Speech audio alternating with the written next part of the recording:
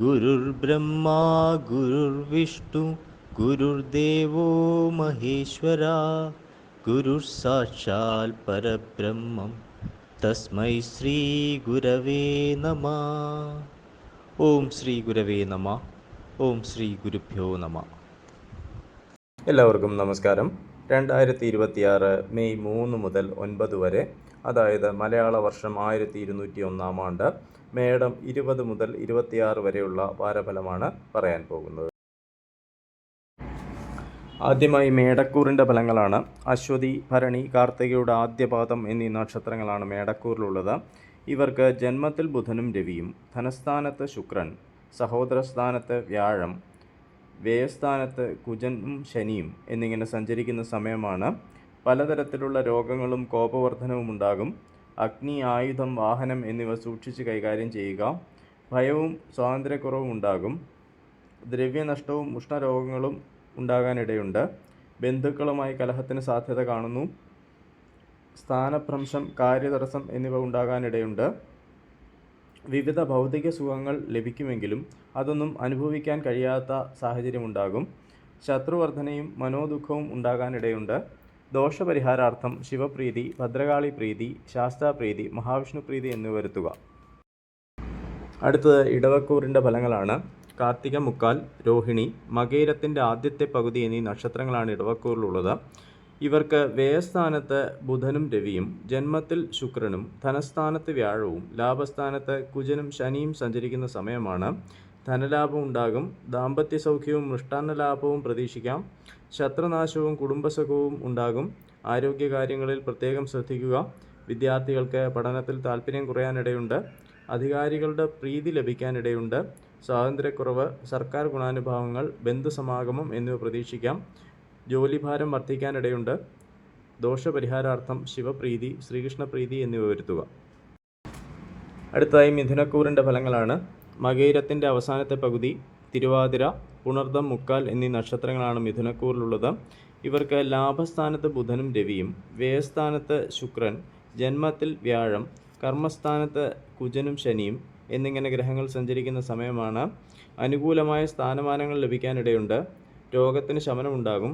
ശത്രുനാശം, മൃഷ്ടാന്നലാഭം, അഗ്നിഭയം എന്നിവയ്ക്ക് സാധ്യത കാണുന്നു. കർമ്മതടസ്സം, ദുഷ്പ്രവൃത്തികളിൽ താൽപ്പര്യം എന്നിവ ഉണ്ടാകാനിടയുണ്ട്.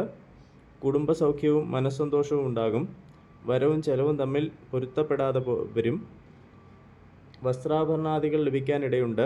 അലച്ചിലും മാനക്ഷയവും ഉണ്ടാകാൻ സാധ്യത കാണുന്നു. ദോഷപരിഹാരാർത്ഥം മഹാവിഷ്ണു പ്രീതി, ഭദ്രകാളി പ്രീതി, ധർമ്മശാസ്ത്ര പ്രീതി എന്നിവ വരുത്തുക. അടുത്തത് കർക്കിടകക്കൂറിൻ്റെ ഫലങ്ങളാണ്.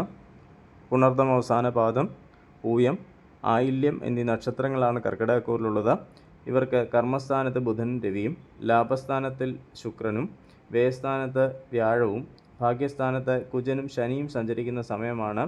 പിതാവിനോടോ പിതൃതുല്യരോടോ കലഹത്തിലേർപ്പെടാൻ സാധ്യത കാണുന്നു. ധർമ്മപ്രവൃത്തികൾക്ക് തടസ്സം നേരിടും. കളത്രസുഖവും ശത്രുനാശവും ഉണ്ടാകും. അർത്ഥനാശവും ശരീരത്തിന് ബലക്കുറവും അനുഭവപ്പെടും. സഞ്ചാര തടസ്സം, മൃഷ്ടാന്നലാഭം, ശയനസുഖം എന്നിവ ഉണ്ടാകാനിടയുണ്ട്. കർമ്മപുരോഗതി ഉണ്ടാകും. ദോഷപരിഹാരാർത്ഥം മഹാവിഷ്ണു പ്രീതി, ഭദ്രകാളി പ്രീതി, ധർമ്മശാസ്ത്ര പ്രീതി എന്നിവ വരുത്തുക. അടുത്തത് ചിങ്ങക്കൂറിൻ്റെ ഫലങ്ങളാണ്. മകം, പൂരം, ഉത്രത്തിൻ്റെ ആദ്യപാദം എന്നീ നക്ഷത്രങ്ങളാണ് ചിങ്ങക്കൂറിലുള്ളത്. ഇവർക്ക് ഭാഗ്യസ്ഥാനത്ത് ബുധനും രവിയും, കർമ്മസ്ഥാനത്ത് ശുക്രനും, ലാഭസ്ഥാനത്ത് വ്യാഴവും, അഷ്ടമത്തിൽ കുജനും ശനിയും സഞ്ചരിക്കുന്ന സമയമാണ്. എല്ലാ കാര്യങ്ങളിലും തടസ്സമുണ്ടാകും. ആരോഗ്യം ശ്രദ്ധിക്കുക. കർമ്മഗുണം കുറയും. ധനനഷ്ടം ഉണ്ടാകാനിടയുണ്ട്. വസ്ത്രാഭരണ ലാഭം പ്രതീക്ഷിക്കാം. ഭാഗ്യതടസ്സം, വാതരോഗങ്ങൾ എന്നിവ അലട്ടും. ശത്രുശല്യവും രക്തവാർച്ചയും ഉണ്ടാകാനിടയുണ്ട്. ഭയം, സഞ്ചാര തടസ്സം എന്നിവ അനുഭവപ്പെടും. വിരഹവും മനോദുഃഖവും ഉണ്ടാകാനിടയുണ്ട്. ദോഷപരിഹാരാർത്ഥം ശിവപ്രീതി, ശ്രീകൃഷ്ണപ്രീതി, ഭദ്രകാളി പ്രീതി, ധർമ്മശാസ്ത്ര പ്രീതി എന്നിവ വരുത്തുക. അടുത്തത് കന്നിക്കൂറിൻ്റെ ഫലങ്ങളാണ്. ഉത്തരമുക്കാൽ, അത്തം, ചിത്തിരയുടെ ആദ്യത്തെ പകുതി എന്നീ നക്ഷത്രങ്ങളാണ് കന്നിക്കൂറിലുള്ളത്. ഇവർക്ക് അഷ്ടമത്തിൽ ബുധനും രവിയും, ഭാഗ്യസ്ഥാനത്ത് ശുക്രനും, കർമ്മസ്ഥാനത്ത് വ്യാഴവും, കളത്രസ്ഥാനത്ത് കുജനും ശനിയും സഞ്ചരിക്കുന്ന സമയമാണ്. സ്ത്രീകൾ സംബന്ധമായ വിഷമതകൾ അനുഭവപ്പെടും. കോപം നിയന്ത്രിക്കണം. വസ്ത്രലാഭം, ഭയം, ദുഃഖം, സഞ്ചാര തടസ്സം എന്നിവ ഉണ്ടാകാനിടയുണ്ട്.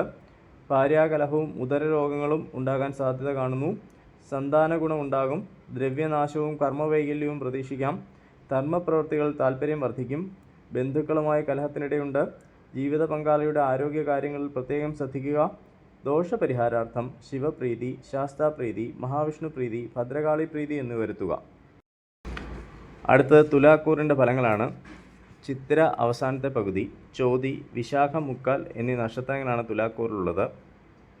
ഇവർക്ക് കളത്രസ്ഥാനത്ത് ബുധനും രവിയും, അഷ്ടമത്തിൽ ശുക്രനും, ഭാഗ്യസ്ഥാനത്ത് വ്യാഴവും, ശത്രുസ്ഥാനത്ത് കുജനും ശനിയും സഞ്ചരിക്കുന്ന സമയമാണ്.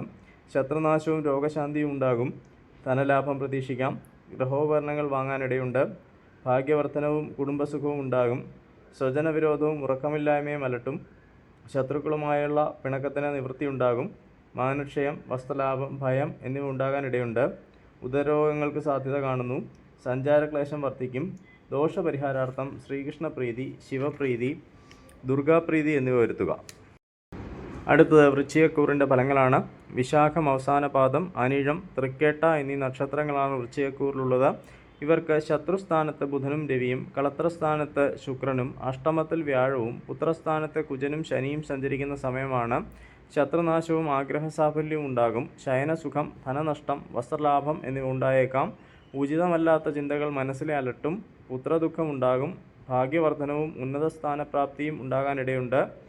യാത്രാക്ലേശവും പ്രിയജനങ്ങൾക്ക് അരിഷ്ടതയും ഉണ്ടാകാം. ദാമ്പത്യ കലഹങ്ങളിൽ നിന്ന് ഒഴിഞ്ഞു നിൽക്കുക. കോപം നിയന്ത്രിക്കാൻ ശ്രമിക്കേണ്ടതാണ്. ദോഷപരിഹാരാർത്ഥം മഹാലക്ഷ്മി പ്രീതി, മഹാവിഷ്ണു പ്രീതി, ഭദ്രകാളി പ്രീതി, ധർമ്മശാസ്ത്ര പ്രീതി എന്നിവ വരുത്തുക.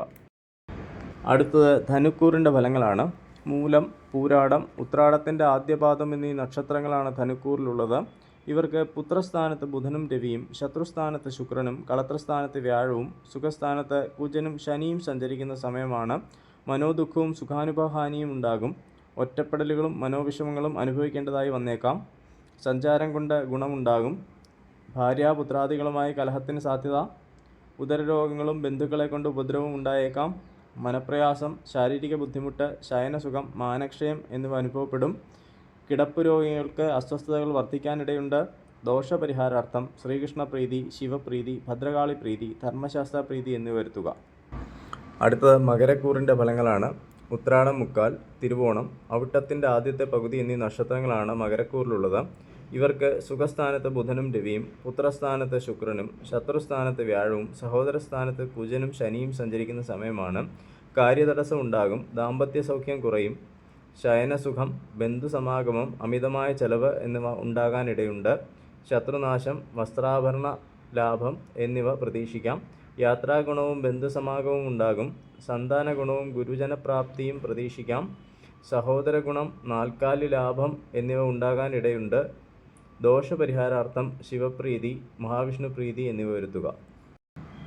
അടുത്തത് കുംഭക്കൂറിൻ്റെ ഫലങ്ങളാണ്. അവിട്ടം അവസാനത്തെ പകുതി, ചതയം, പൂരിട്ടാതി, മുക്കാൽ എന്നീ നക്ഷത്രങ്ങളാണ് കുംഭക്കൂറിലുള്ളത്.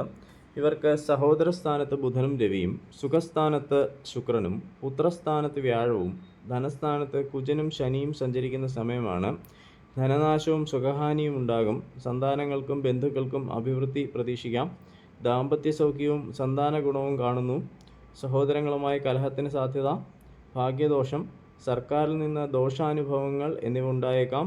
ബന്ധുസമാഗമം, കാര്യതടസ്സം, അമിതമായ ചെലവ് എന്നിവ ഉണ്ടാകാനിടയുണ്ട്. പുതിയ വീട് നിർമ്മിക്കുന്നതിനെക്കുറിച്ചോ വാങ്ങുന്നതിനെക്കുറിച്ചോ ചിന്തിക്കാനിടയുണ്ട്.